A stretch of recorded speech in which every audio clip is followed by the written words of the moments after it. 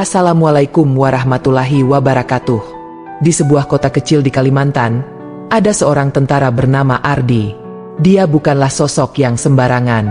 Ardi dikenal sebagai prajurit yang disiplin, tegas, dan punya integritas tinggi.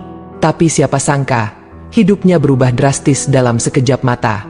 Ini bukan cerita tentang pahlawan yang kembali dengan medali. Ini cerita tentang seorang tentara yang terpaksa melawan sistem, melawan ketidakadilan, dan akhirnya melawan dirinya sendiri. Semuanya berawal dari lahan parkir itu. Ya, lahan parkir yang seharusnya jadi tempat biasa buat orang-orang menitipkan kendaraannya. Tapi di tangan preman-preman itu, lahan parkir berubah jadi neraka. Mereka memeras, mengancam, dan bahkan menyiksa siapapun yang melawan. Warga sekitar sudah terlalu lama hidup dalam ketakutan. Setiap hari, ada saja korban baru. Ada yang dipukuli, ada yang mobilnya dirusak, bahkan ada yang hilang begitu saja setelah berani melawan. Ardi, yang saat itu sedang cuti, pulang ke kampung halamannya di Kalimantan.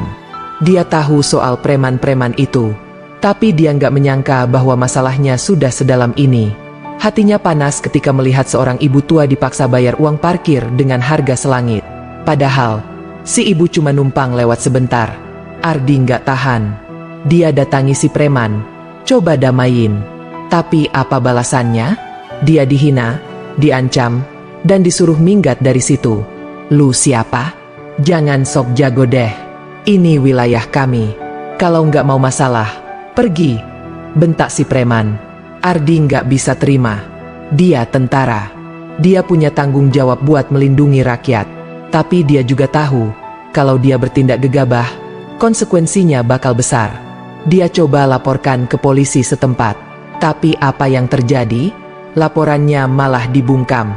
Preman-preman itu ternyata punya backingan kuat.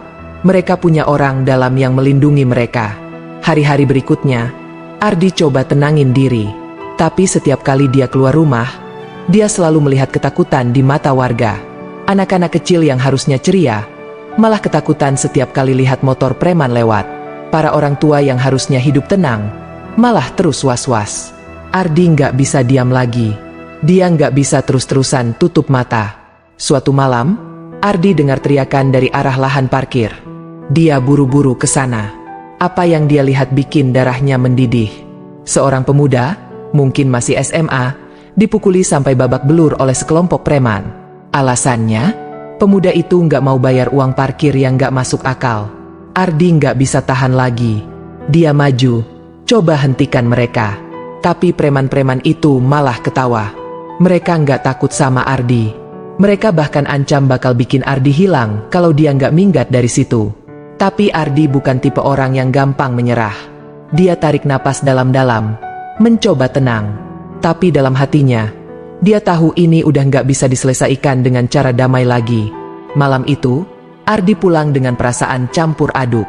Dia nggak bisa tidur. Pikirannya terus kembali ke pemuda yang dipukuli itu, ke ibu tua yang ketakutan, ke anak-anak kecil yang harusnya nggak perlu lihat kekerasan seperti itu. Keesokan harinya, Ardi memutuskan buat bertindak. Dia nggak punya rencana besar. Dia cuma punya tekad. Tekad buat melindungi orang-orang yang nggak bisa melindungi diri mereka sendiri. Dia datangi lahan parkir itu lagi. Kali ini, dia bawa senjata. Bukan senjata api, tapi senjata yang dia bisa dapatkan sebagai tentara. Dia nggak mau bunuh siapa-siapa. Dia cuma mau kasih pelajaran. Tapi apa yang terjadi selanjutnya bikin semuanya berubah. Preman-preman itu nggak takut. Mereka malah menyerang Ardi. Pertarungan pun terjadi. Ardi, dengan latihan militernya, bisa mengatasi beberapa preman. Tapi jumlah mereka terlalu banyak. Ardi terdesak. Dalam keadaan terpojok, Ardi nggak punya pilihan lain. Dia harus bertindak cepat. Dia keluarkan senjatanya. Dan malam itu, udara di Kalimantan terasa begitu berat. Langit gelap tanpa bintang, seolah ikut merasakan ketegangan yang terjadi di bawahnya.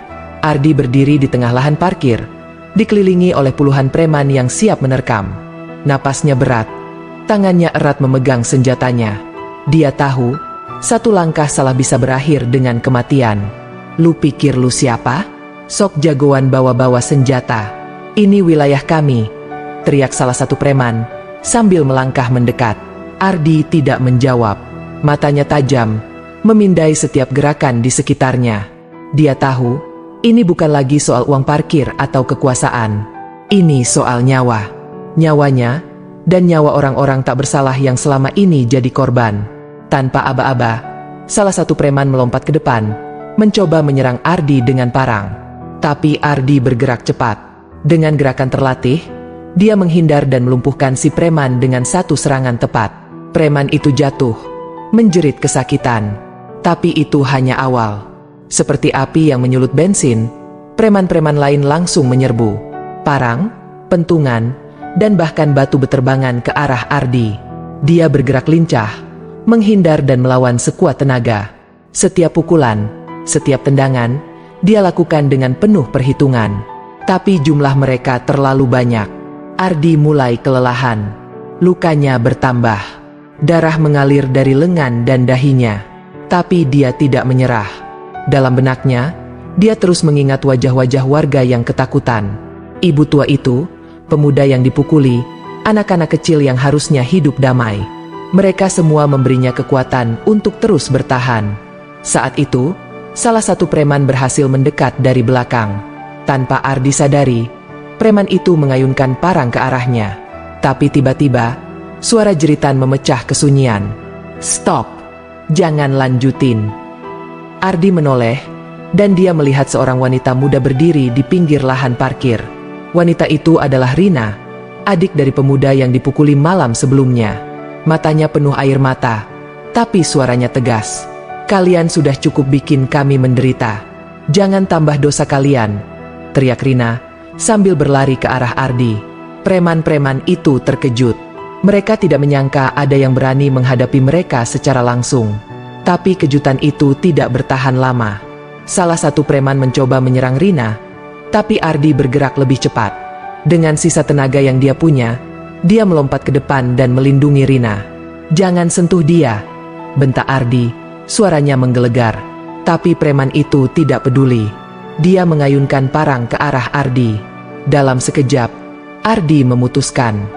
Dia tidak punya pilihan lagi. Dengan gerakan cepat, dia menembakkan senjatanya. Suara tembakan menggema di malam itu. Preman itu jatuh, dan suasana langsung berubah. Preman-preman lain terkejut. Beberapa mulai mundur, tapi beberapa yang lain malah semakin marah. "Bunuh dia! Bunuh dia sekarang!"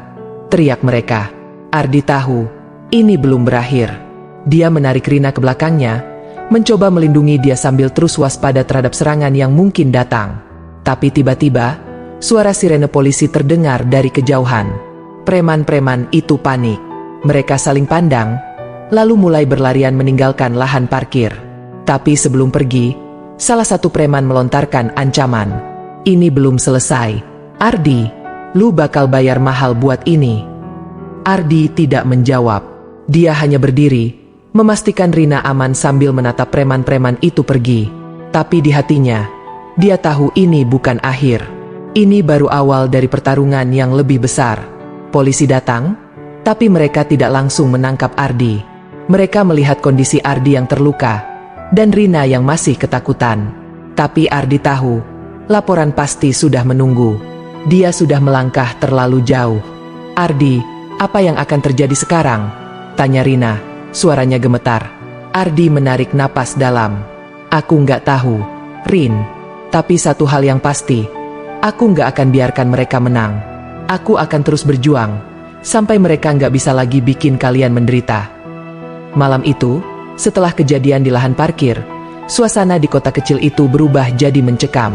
Kabar tentang pertarungan antara Ardi dan preman-preman itu menyebar cepat bak api disekam. Warga yang selama ini hidup dalam ketakutan mulai berbisik-bisik. Ada yang bilang Ardi pahlawan, ada juga yang bilang dia cuma cari masalah. Tapi satu hal yang pasti, Ardi udah bikin preman-preman itu gerah. Ardi sendiri nggak bisa tidur. Dia duduk di teras rumahnya, memandang langit gelap yang masih sama kayak tadi malam. Tangannya masih gemetar, lukanya masih perih. Tapi yang bikin dia nggak tenang bukan fisiknya yang sakit, tapi pikiran tentang apa yang bakal terjadi besok. Dia tahu, preman-preman itu nggak bakal diam. Mereka pasti udah nyiapin balas dendam. Besok pagi, Ardi memutuskan buat keluar rumah. Dia nggak bisa diam aja nunggu masalah datang. Dia harus cari cara buat melindungi warga, sekaligus melindungi dirinya sendiri. Tapi baru aja dia keluar, dia dikerubungi sama beberapa warga. "Ardi, lu harus minggat dari sini. Mereka bakal bunuh lu," kata salah satu warga, suaranya panik. Ardi menghela napas. "Aku nggak bisa minggat. Kalau aku pergi, mereka bakal makin semena-mena sama kalian. Tapi lu nggak bisa lawan mereka sendirian. Mereka punya banyak orang, punya backingan kuat."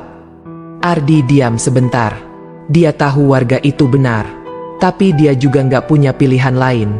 "Aku udah ngelapor ke polisi, tapi kayaknya nggak ada yang berubah. Aku harus cari cara lain." Warga itu menggeleng, tapi dia nggak bisa ngomong apa-apa lagi. Dia cuma kasih Ardi pandangan kasihan, lalu pergi. Sepanjang hari itu, Ardi coba cari informasi tentang preman-preman itu. Dia tahu, buat melawan mereka, dia harus tahu siapa dalangnya. Siapa yang selama ini jadi otak di balik semua kekacauan ini. Sore hari, Ardi dapat kabar dari Rina. "Ardi, aku dengar mereka mau nyerang rumah lu malam ini. Lu harus pergi." Ardi nggak kaget. Dia udah duga bakal ada serangan balasan. Tapi dia nggak mau minggat. "Aku nggak bisa pergi, Rin. Kalau aku minggat, mereka bakal makin berani. Aku harus hadapin mereka." Rina nangis. "Tapi lu nggak bisa sendirian. Mereka bakal bunuh lu." Ardi peluk Rina. "Coba tenangin dia. Aku janji, aku bakal hati-hati. Tapi aku nggak bisa biarin mereka menang." Malam itu, Ardi nggak tidur. Dia duduk di ruang tamu, siap buat apapun yang bakal terjadi. Senjatanya ada di sampingnya, tapi dia berharap nggak harus pakai itu lagi. Tapi harapannya nggak kesampean. Tengah malam, suara bising dari luar rumah bikin Ardi langsung siaga. Dia lihat dari jendela, dan ngeri. Puluhan preman udah ngepung rumahnya. Mereka bawa parang, pentungan, dan bahkan beberapa ada yang bawa senjata api. "Ardi, keluar lu. Jangan sembunyi kayak pengecut," teriak salah satu preman. Ardi tahu, ini bakal jadi malam terpanjang dalam hidupnya. Dia ambil senjatanya, lalu keluar dari rumah. Dia berdiri di depan pintu, hadapin puluhan preman itu dengan tatapan tegas. "Kalian pikir kalian bisa menang dengan cara kayak gini? Kalian cuma bikin diri kalian makin terpuruk," teriak Ardi. Preman-preman itu cuma ketawa. "Lu siapa? Sok suci banget lu. Ini wilayah kami. Kalau nggak mau mati, minggat dari sini." Ardi nggak jawab. Dia tahu, nggak ada gunanya ngomong lagi. Dia cuma bisa bersiap buat apapun yang bakal terjadi. Pertarungan pun dimulai. Preman-preman itu langsung serbu Ardi dari segala arah. Ardi bergerak cepat, coba hindarin serangan mereka. Tapi jumlah mereka terlalu banyak. Ardi terdesak, dan dia tahu, ini bakal berakhir buruk. Tapi tiba-tiba, suara teriakan dari belakang bikin preman-preman itu berhenti sejenak. "Stop! Jangan lanjutin!" Ardi menoleh, dan dia nggak percaya sama yang dia lihat. Puluhan warga, dengan pentungan dan alat seadanya, datang buat bantu Ardi. Mereka nggak mau biarin Ardi sendirian. "Kami udah cukup menderita. Kami nggak mau lagi hidup dalam ketakutan," teriak salah satu warga. Preman-preman itu terkejut. Mereka nggak nyangka warga bakal berani melawan. Tapi kejutan itu nggak bertahan lama. Mereka langsung balik serang, dan pertarungan pun jadi makin panas. Ardi, dengan bantuan warga, coba lawan preman-preman itu. Tapi jumlah mereka tetap lebih banyak. Korban mulai berjatuhan, baik dari pihak warga maupun preman. Darah mengalir di mana-mana, dan suasana jadi makin mencekam. Di tengah kekacauan itu, Ardi melihat sesuatu yang bikin hatinya hancur. Rina, yang tadi malam masih nangis di pelukannya, sekarang terbaring di tanah, tak bergerak. "Rina!" "Tidak!" teriak Ardi, sambil berlari ke arahnya. Tapi sebelum dia sampai, salah satu preman nendang dia dari belakang. Ardi jatuh, dan dia nggak bisa bangun lagi. Dia cuma bisa lihat Rina dari kejauhan, sambil berharap ini cuma mimpi buruk. Tapi ini nyata. Preman-preman itu mulai mundur. Mungkin karena sadar udah terlalu banyak korban. Tapi mereka ninggalin ancaman sebelum pergi. Ini belum selesai. Ardi, kami bakal balik, dan kali ini, kami bakal habisin semuanya. Ardi nggak bisa jawab. Dia cuma bisa merangkak ke arah Rina, sambil nangis. Dia pegang tangan Rina, berharap dia masih ada napas. Tapi Rina udah pergi. Malam itu, Ardi kehilangan semuanya. Tapi dia tahu, ini belum berakhir. Dia harus terus berjuang, buat Rina, buat warga, dan buat dirinya sendiri. Setelah malam penuh darah itu, kota kecil di Kalimantan itu seperti kehilangan nyawa. Warga yang dulu berani melawan, sekarang kembali diliputi ketakutan. Rina, gadis pemberani yang jadi simbol perlawanan, sudah tiada. Ardi, sang tentara yang jadi harapan warga, kini terpuruk dalam duka dan rasa bersalah. Tapi di tengah keputusasaan, muncul sosok baru yang membawa secercah harapan. Namanya Bima, seorang jurnalis investigasi dari Jakarta yang kebetulan sedang meliput isu premanisme di Kalimantan. Bima bukan orang sembarangan. Dia punya reputasi sebagai jurnalis yang gak takut membongkar kejahatan besar. Bima datang ke rumah Ardi beberapa hari setelah kejadian. Dia nggak sendirian. Bersamanya ada seorang fotografer bernama Dira, perempuan tangguh yang udah sering liput konflik berdarah. Ardi, aku dengar ceritamu. Aku mau bantu, kata Bima, suaranya tegas tapi penuh empati. Ardi, yang masih terlihat lesu, cuma bisa mengangguk lemas. Apa yang bisa lu lakukan? Mereka punya kekuatan besar. Bahkan polisi aja nggak berani lawan mereka. Bima duduk di samping Ardi. Aku punya jaringan. Aku bisa bawa cerita ini ke tingkat nasional. Tapi aku butuh bukti. Butuh saksi. Butuh semua yang bisa bongkar siapa dalang dibalik semua ini. Ardi diam sebentar. Dia nggak yakin apa yang bisa dia lakukan. Tapi ingatannya pada Rina, pada warga yang menderita, bikin dia nggak bisa diam. Aku punya beberapa nama. Tapi itu nggak cukup. Mereka punya orang di mana-mana. Bahkan di pemerintahan. Bima tersenyum kecil. Itu lebih dari cukup. Aku dan Dira bakal bantu lu kumpulin bukti.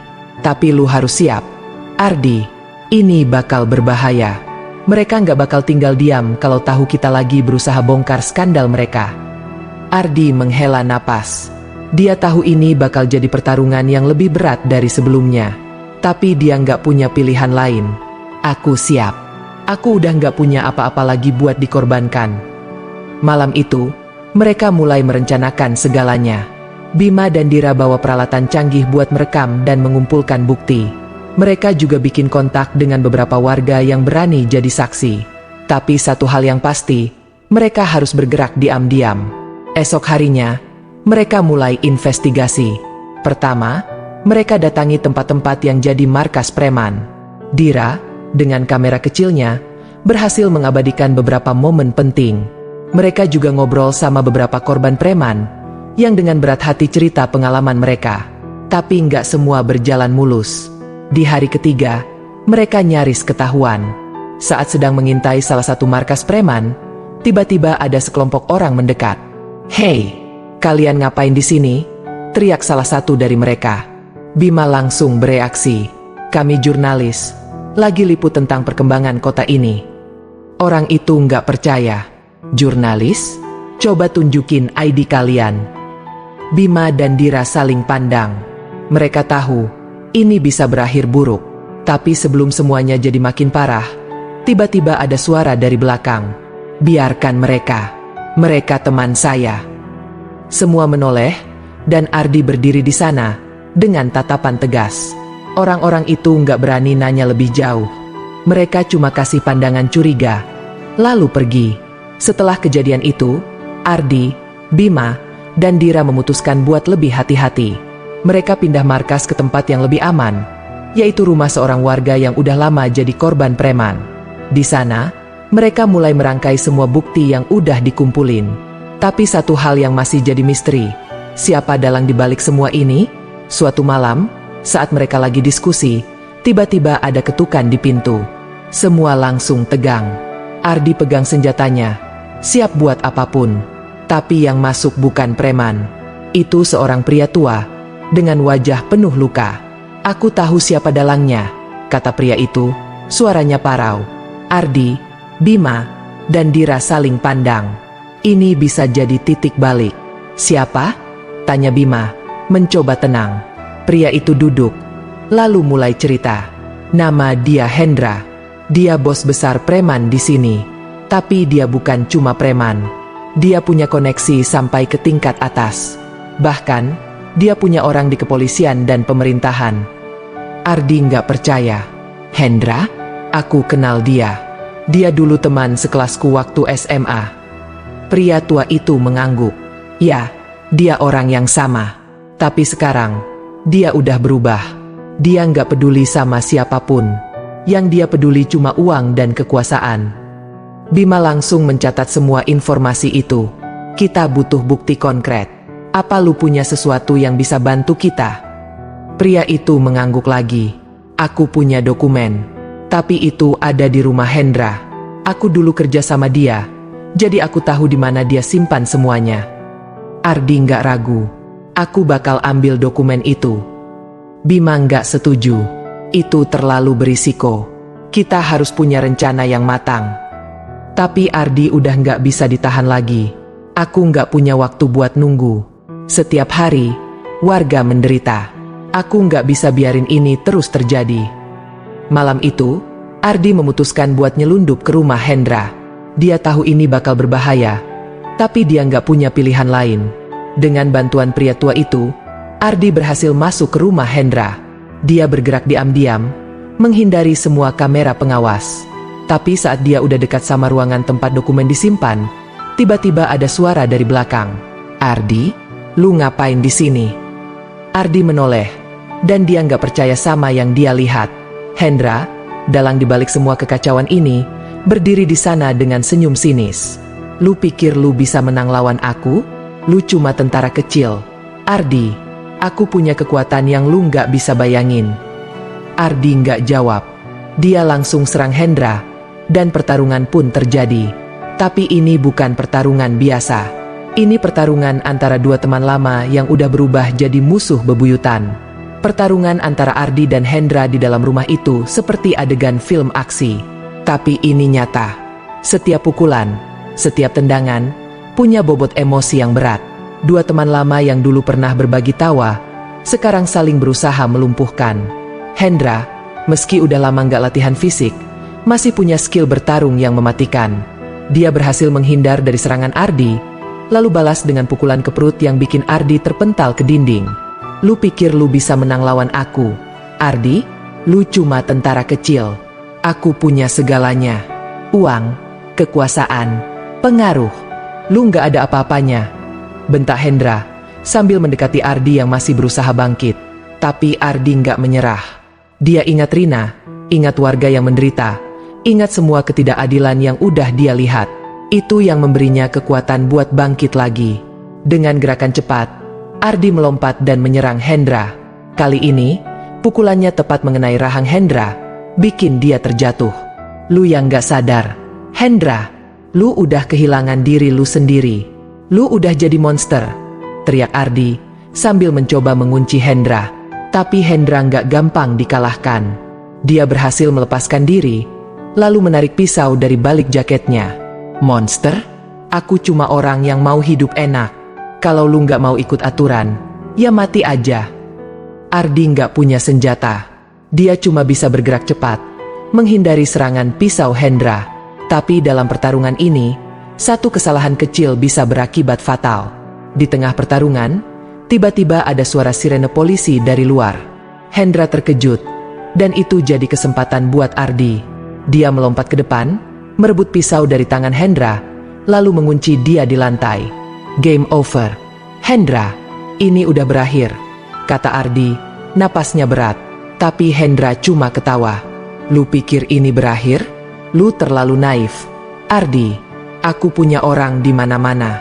Bahkan polisi pun nggak bisa ngalahin aku. Ardi nggak peduli. Dia udah nggak mau dengar omongan Hendra lagi. Dia cuma fokus buat bawa Hendra keluar, serahkan ke polisi. Tapi saat dia keluar dari rumah, yang dia lihat bikin hatinya hancur. Bima dan Dira udah ditangkap sama polisi. Warga yang berani melawan juga udah dikumpulin, diintimidasi, dan dipaksa diam. Ardi, Jangan lawan. Mereka punya perintah buat tangkap kita semua, teriak Bima, sebelum mulutnya ditutup sama polisi. Ardi nggak percaya.